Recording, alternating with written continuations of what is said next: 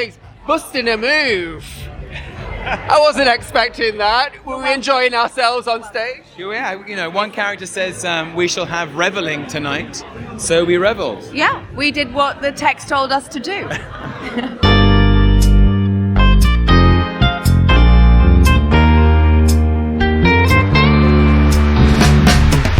Well, hello there. We're back at the Theatre Royal Drury Lane this evening as Tom Hiddleston and Hayley Atwell take a break from their Marvel Cinematic Universe duties and take on the coveted roles of Benedick and Beatrice in Jamie Lloyd's revival of Much Ado About Nothing.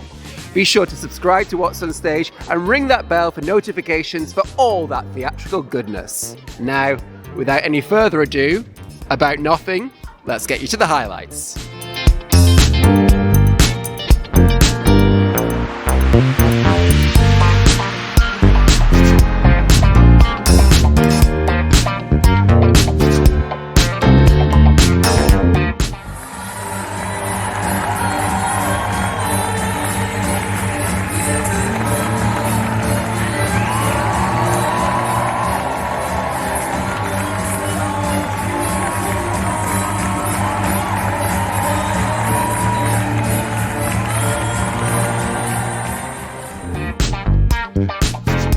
Obviously, we've both worked in the Marvel Cinematic Universe for a long time, but we've never intersected on those film sets.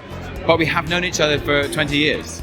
We're the same age and the journey through drama life. School at the same time. Yeah, so our lives are sort of paralleled and we've always crossed paths. And I feel like now it's happened, it was inevitable, it would happen at some point. And Beatrice and Benedick, we sort of met them and each other at such a great point in our lives. And with Jamie Lloyd at the helm, someone that both of us have worked with multiple times. So it felt like the perfect opportunity to bring this play alive. Hayley and Tom are, to my mind, two of the finest actors of our generation. I worked with Hayley first at the Royal Court on a play called The Faith Machine. We then did a revival of Alexi K. Campbell's The Bride at Trafalgar Studios. And then I worked with Tom Hiddleston on Betrayal, which we did in 2019 with Zawe Ashton and Charlie Cox. And that was just an unforgettable experience. Tom and I actually spoke about doing Much Ado back in 2019 when we were doing Betrayal and we were trying to work out what we'd do next. So it's kind of been in my mind for some time.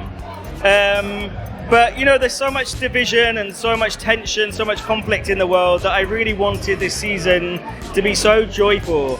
That both The Tempest and Much Ado are plays about forgiveness and compassion. And also after some time, also recently really fallen so deeply in love. And I remember, it's like newly kind of in a new relationship, the kind of joy and the kind of the high of that. And so this play couldn't have come at a better time. And how fun has it actually been sparring with each other? Oh, it's heaven. Sometimes we're like, I'm feeling spicy tonight, John. But every time you try something new or you throw something out, it's right back at you with Tom. That's the joy of this. And also, we talked about this as being, it's a merry war. So it's got to have that sense of joy. That was one of the first things we said on the phone. Yeah, we had this chat before we started. And that phrase, it's very early on in the play, this one character says, "You must not, sir, mistake your niece. There is a kind of merry war between them. They never meet, but there's a skirmish of wit between them." And this idea of it being merry, but also a war. We make sure there's a bit of mischief and twinkling stuff in there. A little spontaneity, but the main thing was that it's not mean-spirited. This is the first time that the entire cast is comprised of Jamie Lloyd Company alumni. So they've all been in at least one other Jamie Lloyd Co.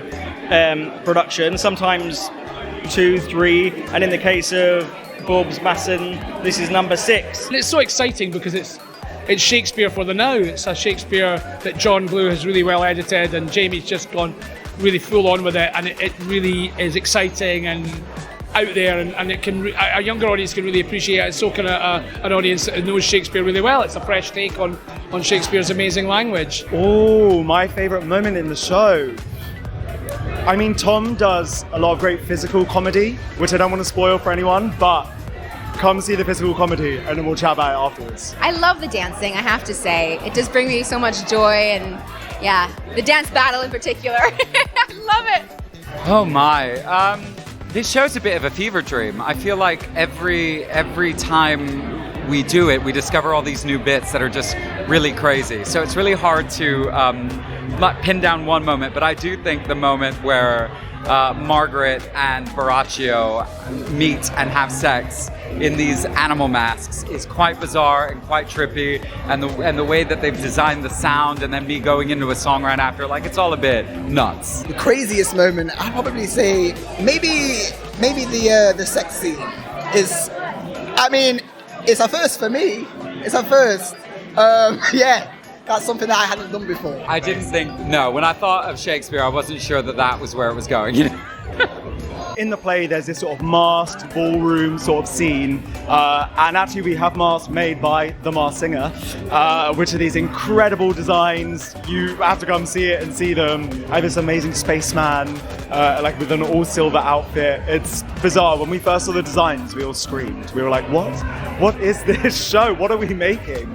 I feel like a kid at the end. Like, you know, aeroplanes into a fountain of confetti. It's like, yeah, it's an amazing feeling. Yeah. I would say the score is probably like an entry point into Jamie Lloyd's subconscious. It's all 90s like club bangers and really just fun camp songs, which are a great treat to sing. I think most people will probably be surprised that we've managed to put I Swear, All for One in there. It's my favorite moment in the show. It's my favorite song to sing. It's so silly. But yeah, there's great treats in the score. Many a banger was played. I think some of the music was a bit past my time, but I still enjoyed it nonetheless, especially the Missy Elliott at the end. Missy Elliott song at the end I can get behind, because that was my jam. That was pretty on my jam. Oh no, yeah, well, can I name? Groove is in the Heart. That's one of my favourites anyway. I like Groove is in the Heart, but it's all that sort of era, and it's real. You know, I think it's very difficult for audiences not to want to dance to this music, and especially when they see us giving it large up there. You know. I think for me, when we start bringing cardboard cutouts, that's when things start getting real fun. And it always makes them laugh, which is nice. Initially, we had these the cutouts of the King and Queen, and we put Tom and Hayley's faces on there during rehearsal. And I think Hayley got clearance from someone up high at Marvel and said, is it all right we actually use the cutouts? And yeah, we got permission, and here we landed at. That was kind of quite late into rehearsals, partly because Tom's line as Benedict is like, I will go get her picture. I'm going, well, what's he going to go and get? Is he going to get an oil painting? Is he going to get a like a selfie? Like what? Yeah. And Jamie's suggestion was, well, why is he going to get a cardboard cutout? Yeah. And then after that, it was like, well, wouldn't it be fun if it was a... Marvel. Yeah. Because I think also we know that with both of us being in the Marvel world, we're going to be welcoming, you know, Marvel fans. And so we know that there would be a sort of wink, nudge, nudge to the fact that it's Loki and Peggy on stage together. So it's meta, it breaks the fourth wall, and I think it just adds to the element of going, this is really cheeky and fun. And that's what the evening's about. And we break the fourth wall all the time. Like, you know, we talk to the audience. The audience are as much a part of the play as we are. And that feels really joyful and really very playful and only something that theatre can do. You can't really do that. I mean, you can do it on film, but it's not live. And it's all part of the production and the play feeling like a party, and the audience are invited. There are great learnings in Shakespeare's plays. There's a lot to learn about ourselves and each other in his plays, and there's a reason why they endure. And I think if you can kind of get to the essence of them, if you can kind of dig deep, and you can be really exacting and specific with the language, but also encourage actors to see these characters from a different point of view, from their own point of view, to bring themselves to it, then there's something very exciting about that. There's something very exciting about actors finding a personal way through these characters. If it's personal to them, then hopefully it will connect more deeply to the people experiencing it.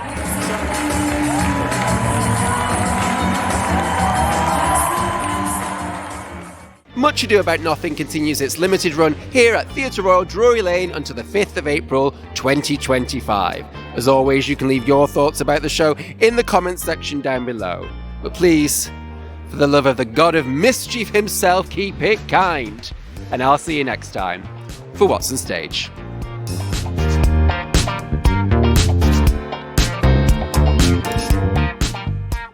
And how would you describe Tom's dancing? Committed, free, playful, contagious. Those are amazing, amazing adjectives. Thank you for that.